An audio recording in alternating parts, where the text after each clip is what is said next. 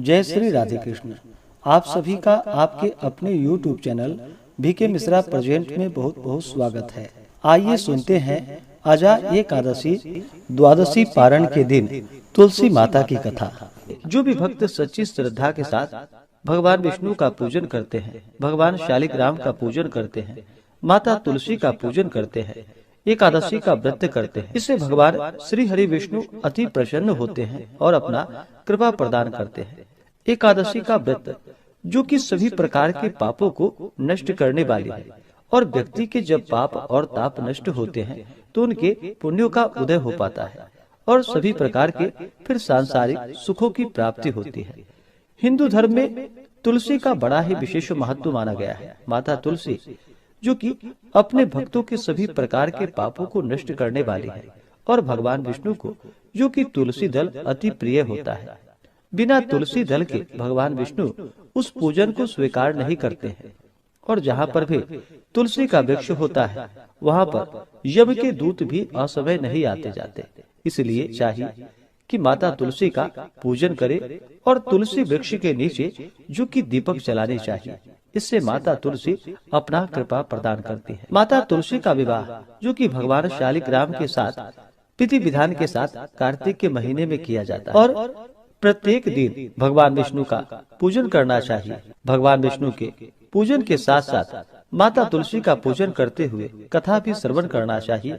इससे भगवान विष्णु और माता तुलसी का कृपा प्राप्त होता है। तो आइए सुनते हैं द्वादशी पारण के दिन तुलसी माता की कथा। अगर आप एकादशी व्रत द्वादशी पारणा तिथि के दिन ब्राह्मण दक्षिणा, अन्नदान, वस्त्रदान, गौदान आदि के लिए देना चाहते हो तो आप अपनी श्रद्धा और सामर्थ्य के अनुसार हमें डिस्क्रिप्शन में जाकर के वहां से गूगल पे, फोन पे या अकाउंट नंबर के माध्यम से आप अपने श्रद्धा और सामर्थ्य के अनुसार हमें ब्राह्मण दक्षिणा प्रदान कर सकते हैं।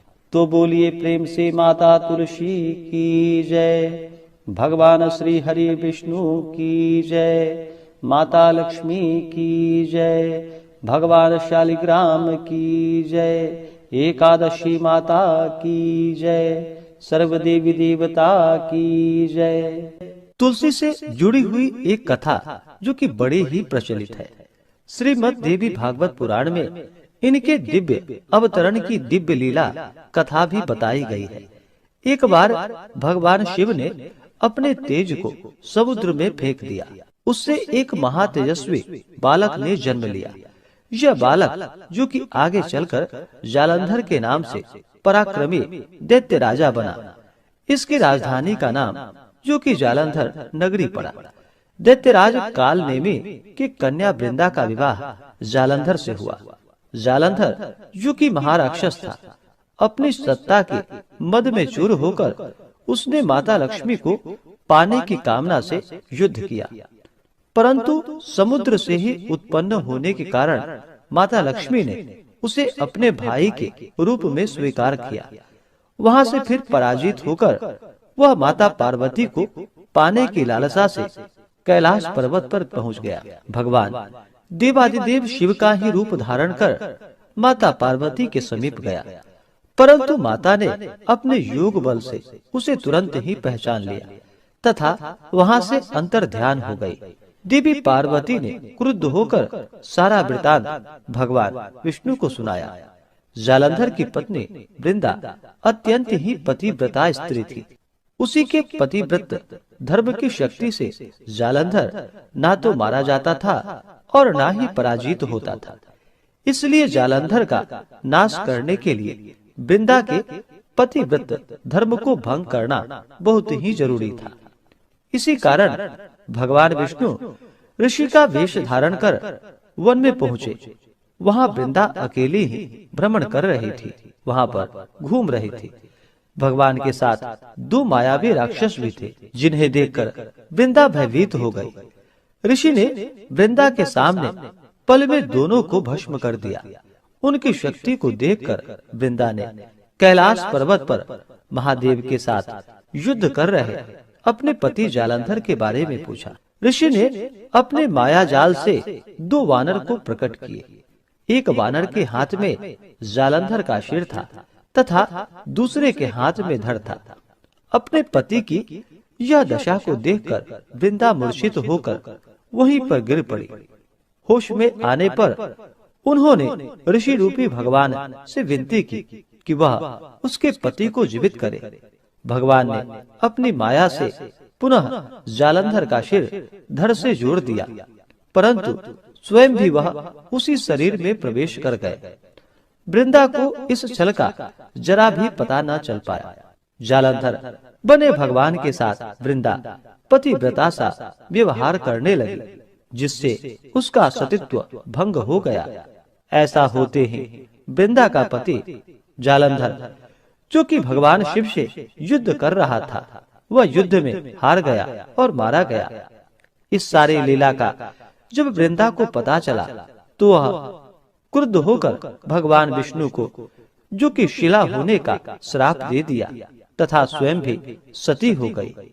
जब वृंदा भस्म हुई, वहाँ पर तुलसी का पौधा उगा। भगवान विष्णु ने वृंदा से कहा कि हे वृंदा, तुम अपने सतीत्व के कारण मुझे लक्ष्मी से भी अधिक प्रिय हो गई हो। अब तुम तुलसी के रूप में सदा ही मेरे साथ रहोगी। जो मनुष्य मेरे शालिग्राम रूप के साथ तुलसी का विवाह करेगा, पूजा करेगा, उसे इस लोक और परलोक में विपुल यश की प्राप्ति होगी। जिस घर में तुलसी होती है, वहाँ पर यम के दूत भी असमय नहीं आ जा सकते। गंगा व नर्मदा के जल में स्नान तथा तुलसी का पूजन बराबर माना जाता है, चाहे मनुष्य कितना भी पापी क्यों ना हो। मृत्यु के समय जिसके प्राण मंजरी रहित तुलसी और गंगा जल मुख में रखकर निकल जाते हैं, वह पापों से मुक्त होकर वैकुंठ धाम को प्राप्त होता है। जो मनुष्य तुलसी व आंवले की छाया में अपने पितरों का श्राद्ध करता है, उसके पितर भी मोक्ष को प्राप्त हो जाते हैं।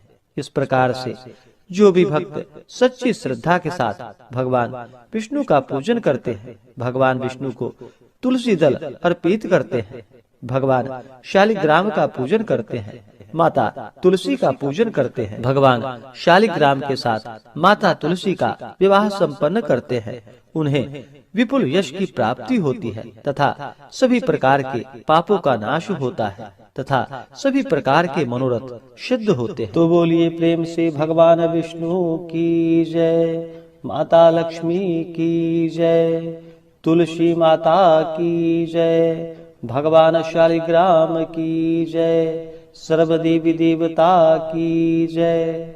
इसी प्रकार से जो भी भक्त सच्ची श्रद्धा के साथ नियम और निष्ठा के साथ भगवान विष्णु का पूजन करते हैं, भगवान शालिग्राम का पूजन करते हैं, तुलसी माता का पूजन करते हैं, उनके सभी प्रकार के दुख और कष्ट दूर हो जाते हैं तथा भगवान विष्णु की कृपा से, माता तुलसी माता लक्ष्मी की कृपा से व्यक्ति के सभी प्रकार के पाप और ताप नष्ट हो जाते हैं तथा सुख और समृद्धि की प्राप्ति होती है। तो आशा करता हूँ कि यह जानकारी आपको अच्छा लगा हो। ऐसे ही ज्ञानवर्धक जानकारियाँ प्राप्त करने के लिए हमारे इस चैनल पे अगर आप नए हैं तो चैनल को लाल बटन दबा करके सब्सक्राइब करें, साथ में बेल आइकन घंटी को दबाएं ताकि मेरे वीडियो का नोटिफिकेशन आपको समय से मिलता रहे।